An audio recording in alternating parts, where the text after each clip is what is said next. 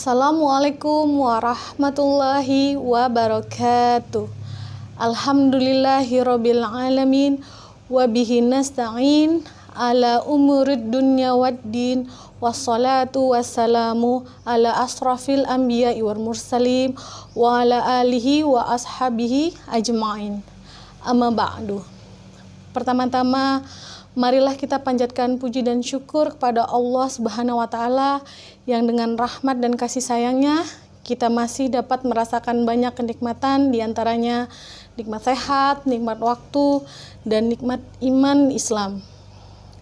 Salawat dan salam tak lupa kita sampaikan kepada Rasulullah Shallallahu Alaihi Wasallam yang dengan kesabaran dan perjuangan beliau menyebarkan agama tauhid hingga sampai kita dapat mengenal Islam hingga saat ini. Perkenalkan, nama saya Dian Mareta selaku pembawa acara dalam kajian mingguan Ummahatul Jannati. Kajian minggu ini akan diawali dengan pembacaan tilawati oleh Ustazah Hasunah dan dilanjutkan dengan pembahasan materi tahsin. Kepada Ustazah Hasunah, kami persilahkan. Bismillahirrahmanirrahim. Assalamualaikum warahmatullahi wabarakatuh. Alhamdulillahilladzi an'ama alaina min ni'matil islami wal iman. Wassalatu wassalamu ala sayyidina Muhammadin khairil anam wa ala alihi wa ashabihil bararatil kiram, amma ba'du. Yang saya hormati bunda-bunda soleha ummahatul jannati, apa kabar semuanya? Semoga senantiasa ada dalam lindungan Allah dan semoga senantiasa ada dalam rahmat dan ridhonya. Kita panjatkan puji serta syukur kita kehadirat Allah Subhanahu wa taala karena sampai pada hari ini begitu banyak nikmat dan karunia yang Allah berikan kepada kita. Di antaranya yang paling nyata yaitu nikmat iman, nikmat Islam, nikmat sehat walafiat, dan nikmat panjang umur, sehingga kita bisa melaksanakan kembali kajian kita. Mudah-mudahan niat kita pada hari ini Allah catat sebagai niat yang baik dan niat yang dijadikan Allah sebagai amal ibadah yang terbaik. Amin ya rabbal alamin. Sholawat dan salam senantiasa tercurahkan kepada junjungan Nabi besar kita Muhammad Shallallahu Alaihi Wasallam. Mari sama-sama kita lanjutkan bacaan kita di surah Al-Baqarah ayat 97. Kita buka Al-Quran kita, semoga kita senantiasa mendapatkan cucuran rahmat dari Allah Subhanahu wa taala. A'udzu billahi minasyaitonir rajim. Bismillahirrahmanirrahim. Qul man kana aduwwan li Jibril fa innahu nazzalahu ala qalbika biidnillahi musaddiqan lima baina yadayhi wa hudaw wa bushra lil mu'minin. Man kana aduwwan lillahi wa malaikatihi wa rusulihi wa Jibril wa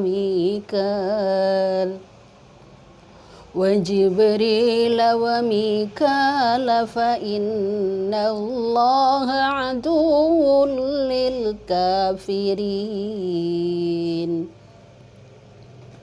Walaqad anzalna ilaika ayatin bayyinat wa ma yakfuru biha illa al-fasiqun.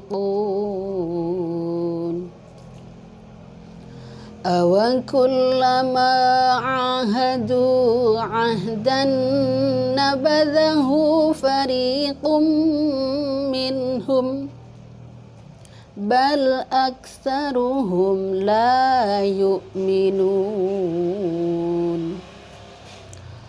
walamma ja'ahum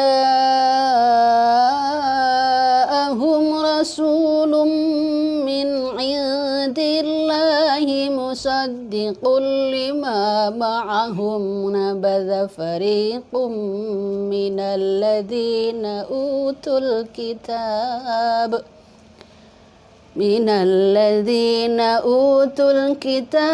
kitab Allahi wara'a zuhurihim ka'annahum la ya'lamun.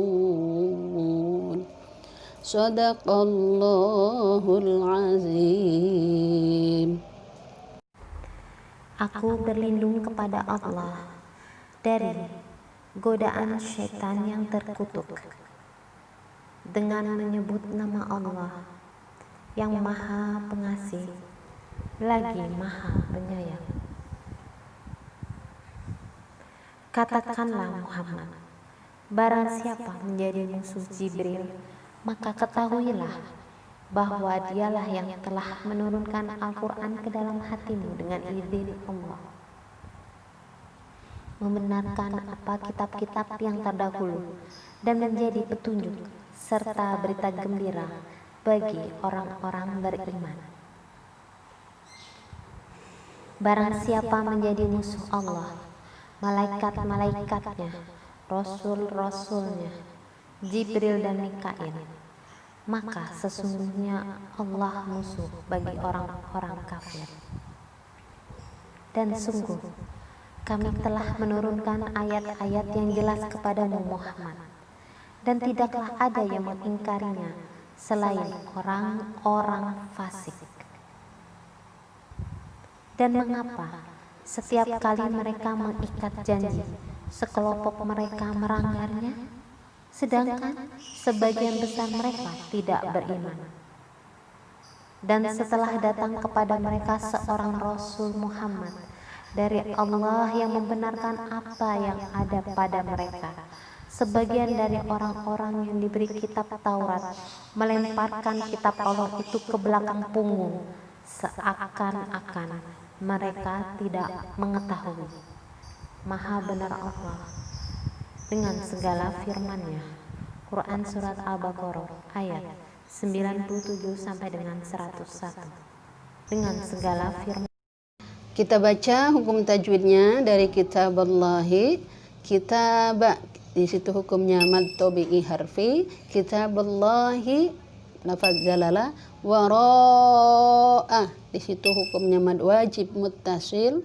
Zuhurihim, zuhur, di situ hukumnya mad tabi'i. Zuhurihim ka'annahum, mim sukun ketemu kaf, izhar syafawi.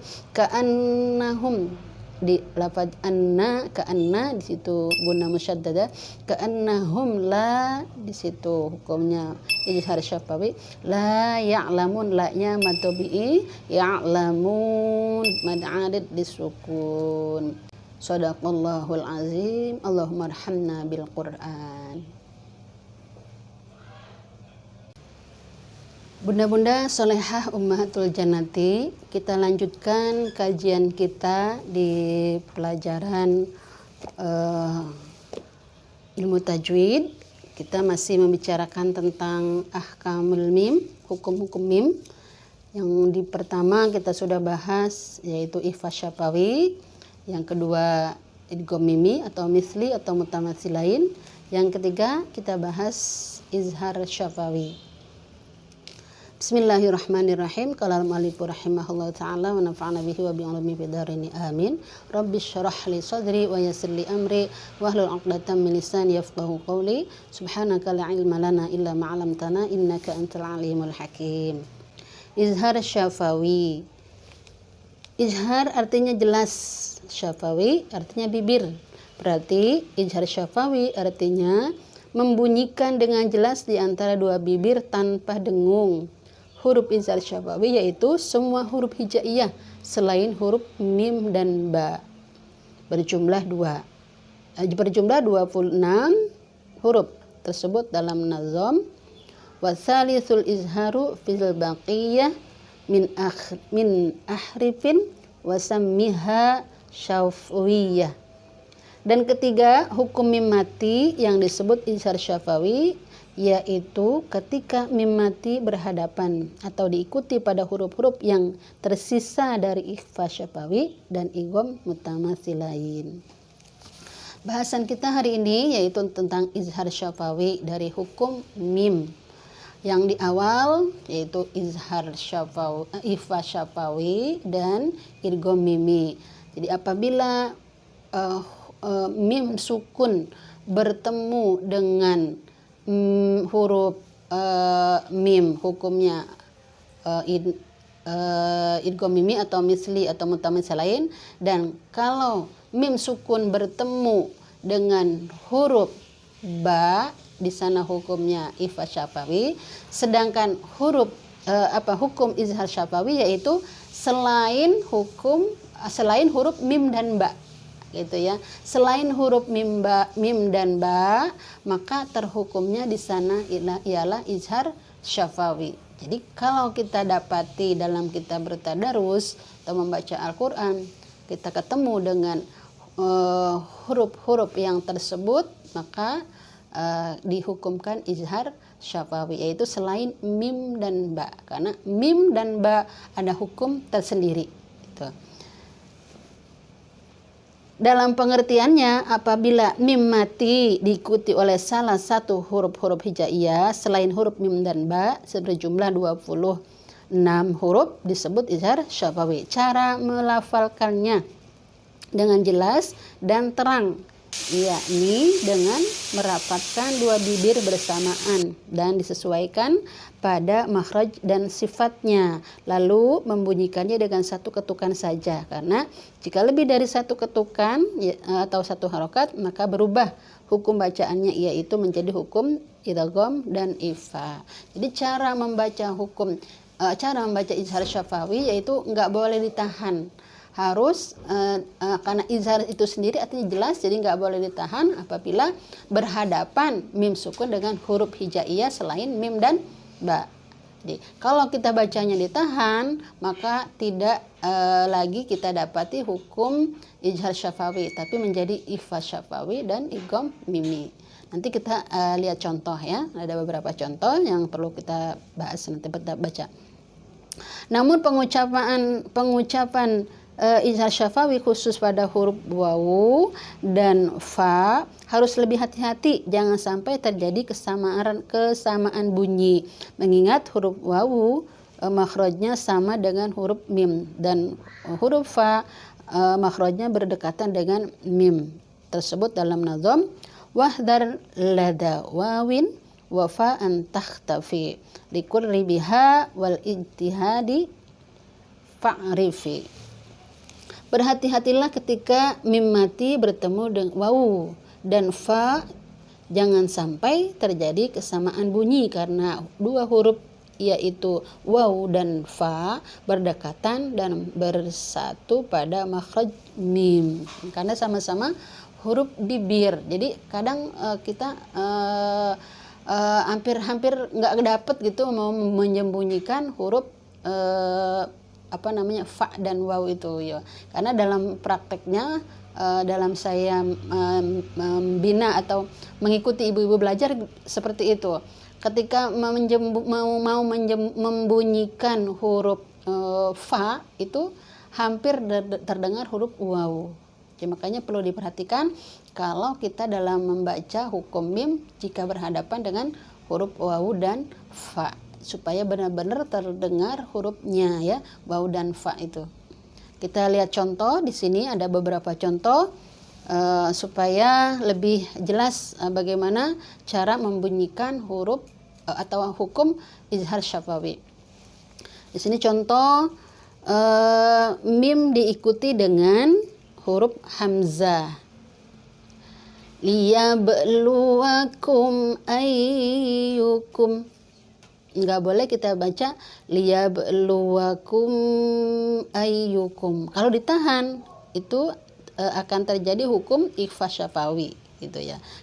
Tapi itu bukan ikhfa syafawi karena huruf ikhfa syafawi adalah huruf mim sukun ketemu dengan ba gitu ya. Jadi tidak boleh dibunyikan dengan ditahan. liyabluwakum ayyukum. Kemudian di huruf mim sukun ketemu dengan ta, lakum tadhkirah, lakum tadhkirah. Enggak boleh kita baca lakum tadhkirah, salah. Karena izhar itu sendiri dibaca jelas dan tidak boleh ditahan.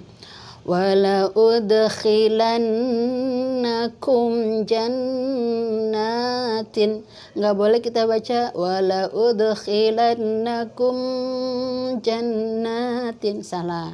Kalau kita bacanya ditahan, jadi harus jelas dan tidak boleh ditahan. Contoh berikutnya mim sukun ketemu ha, amwalukum haqq.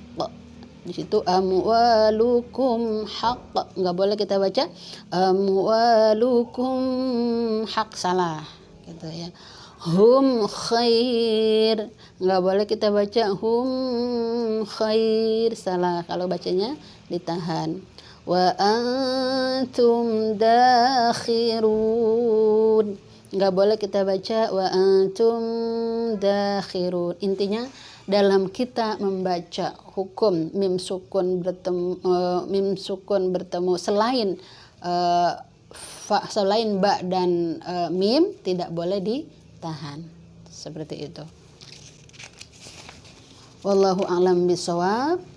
Cukup untuk hari ini pembahasan kita. Mudah-mudahan hari demi hari bacaan Al-Quran kita semakin baik, hari demi hari semakin kita menambah ilmu dalam membaca Al-Quran, sehingga bacaan kita menjadi bacaan yang memenuhi syarat dalam kaidah hukum tajwid, dan bacaan kita diterima oleh Allah Subhanahu wa Ta'ala.